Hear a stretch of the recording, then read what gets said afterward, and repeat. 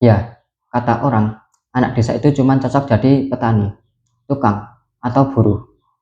Tapi saya percaya satu hal, tempat lahir bukan batas mimpi.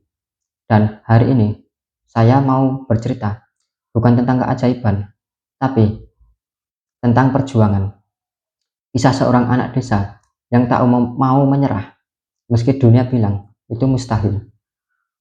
Ya, saya lahir di sebuah desa kecil, jauh dari pusat kota. Desa ini tidak ada mal, tidak ada bioskop, bahkan sinyal internet pun sering putus nyambung. Tapi di balik semua itu, ada kehidupan yang damai, sederhana, dan penuh pelajaran. Ya, Bapak adalah seorang petani, dan Ibu bantu-bantu jual sayur di pasar. Kami tinggal di rumah kayu, berdinding papan, beratap seng yang kadang bocor jika hujan deras. Tapi semua itu bukan alasan untuk saya menyerah. Ya, saya tumbuh di lingkungan yang membuat saya paham arti kerja keras sejak kecil. Bangun subuh, bantu ibu menanak nasi, lalu berangkat sekolah, jalan kaki, sejauh 4 kilometer lewat jalan tanah, kadang becek, kadang kering berdebu. Tapi bagi saya, sekolah adalah jendela masa depan. Walau bukunya bekas dan seragamnya hasil tambalan. Waktu kecil, saya sering ditanya, Anda nanti mau jadi apa? Dan saya jawab dengan polos, saya mau jadi orang sukses, biar bisa ngebahagiain orang tua. Ya, jawaban itu awalnya hanya angan, tapi lama-lama berubah jadi tekad. Ya, saat teman-teman sekolah sibuk ngobrol soal main game atau jalan-jalan ke kota, saya sibuk bantu bapak di sawah. Saya belajar mencangkul, menanam padi, merawat ayam, dan ikut jual ke pasar. Awalnya terasa berat, tapi dari semua itu, saya belajar satu hal yang penting, yaitu hidup itu soal usaha, bukan soal keluhan. Ya, ketika banyak orang menganggap anak desa hanya akan hidup di desa selamanya, saya justru melihat desa sebagai titik awal, bukan titik terakhir. Saya bermimpi bisa kuliah, bisa jadi pengusaha, bisa punya usaha sendiri, dan bisa membuka lapangan kerja, supaya pemuda desa lain juga punya harapan.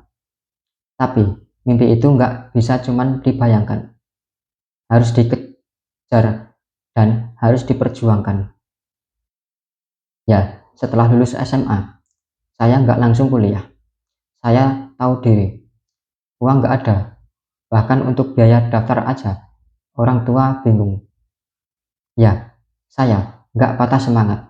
Saya kerja, pagi bantu tetangga bikin batu merah, siang jual gorengan, malam bantu warung kopi.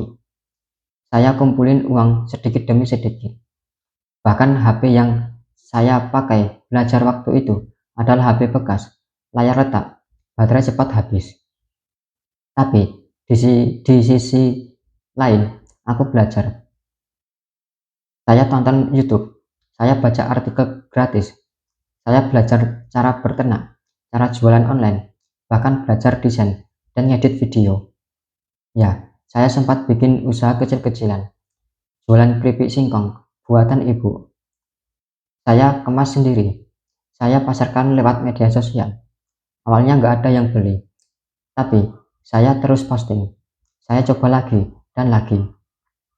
Sempat rugi, sempat diremehkan, bahkan dihina. Ngapain jualan online? Anak desa kayak Anda, mana bisa sukses? Ya, tapi saya diam. Karena saya tahu, orang yang mencibur biasanya hanya bisa melihat dari luar, bukan memahami dari dalam.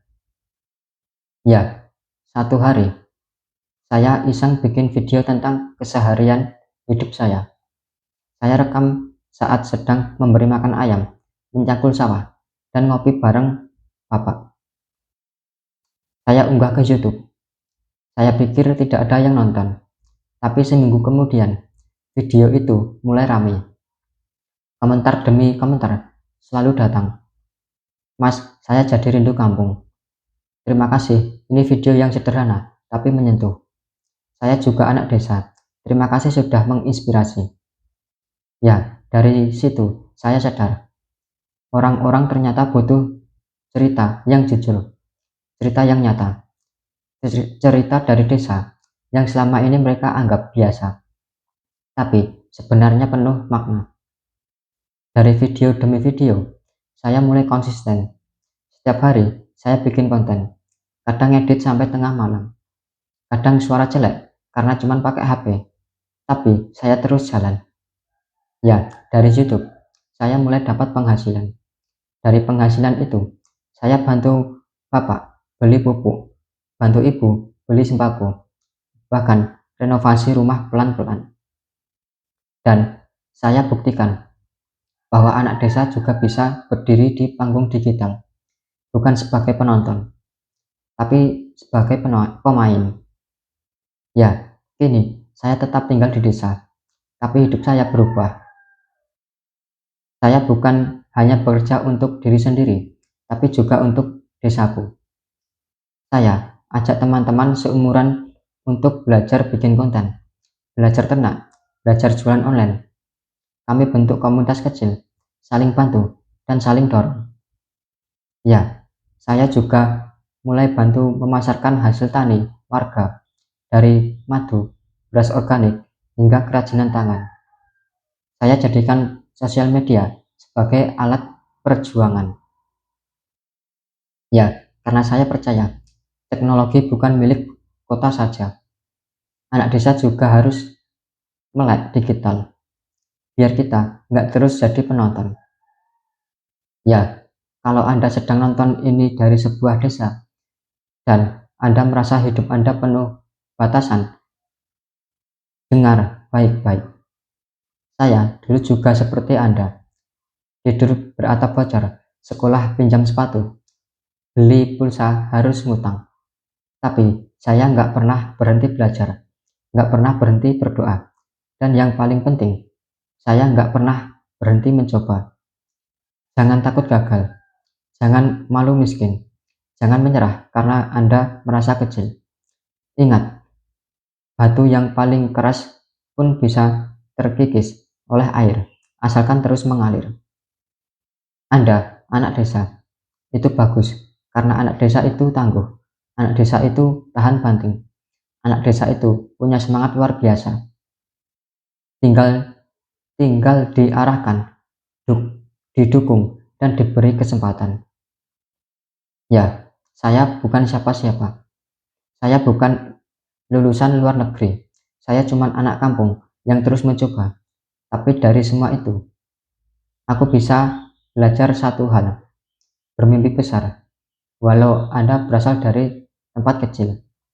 Karena yang menentukan masa depan Anda bukan di mana Anda lahir, tapi seberapa besar tekad Anda untuk terus berdiri saat dunia ingin membuat Anda jatuh.